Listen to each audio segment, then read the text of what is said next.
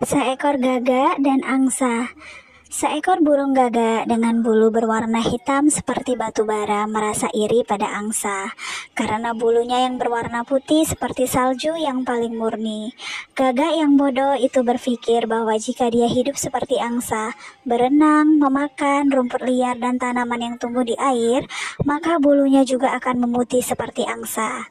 Jadi, dia memutuskan untuk meninggalkan rumahnya di hutan dan ladang, lalu memilih hidup di danau dan rawa-rawa. Tetapi meskipun dia sudah mencoba hidup seperti angsa, bulunya tetap hitam seperti biasanya.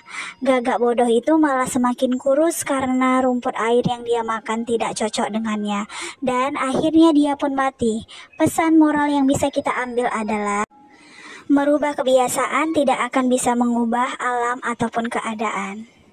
Part 2. Kura-kura dan kelinci. Suatu hari seekor kelinci mengolok-olok kura-kura karena berjalannya begitu lamban. "Apakah kamu pernah berpergian?" tanyanya sambil tertawa mengejek. "Ya," jawab kura-kura, "dan aku sampai di sana lebih cepat dari yang kamu kira. Aku akan mengajakmu berlomba untuk membuktikannya." Kelinci sangat geli dengan gagasan kura-kura, tapi untuk memenuhi kesenangannya, kelinci pun setuju.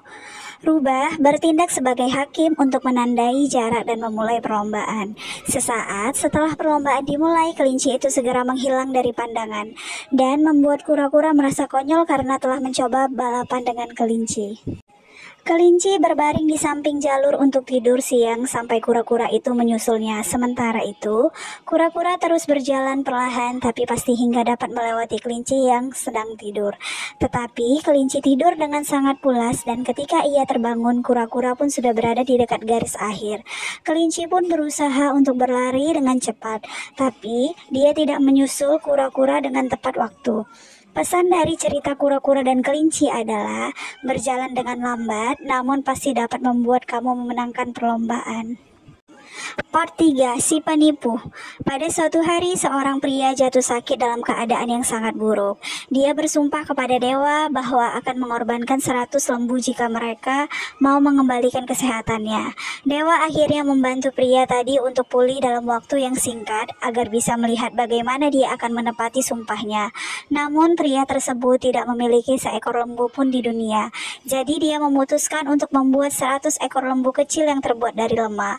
Lalu mempersembahkannya di atas altar dengan berkata, "Ya dewa, aku memanggilmu untuk bersaksi bahwa aku telah menepati sumpahku." Kemudian dewa mengirimkan mimpi kepada si pria, di mana dia meminta untuk pergi ke pantai dan mengambil 100 mahkota yang akan dia temukan di sana. Mendapati mimpi tersebut, dia tergesa-gesa dalam kegembiraan ke pantai.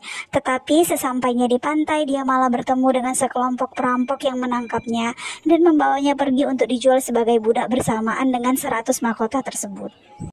Part 4. Beruang dan lebah. Seekor beruang sedang berkeliaran di hutan untuk mencari buah beri.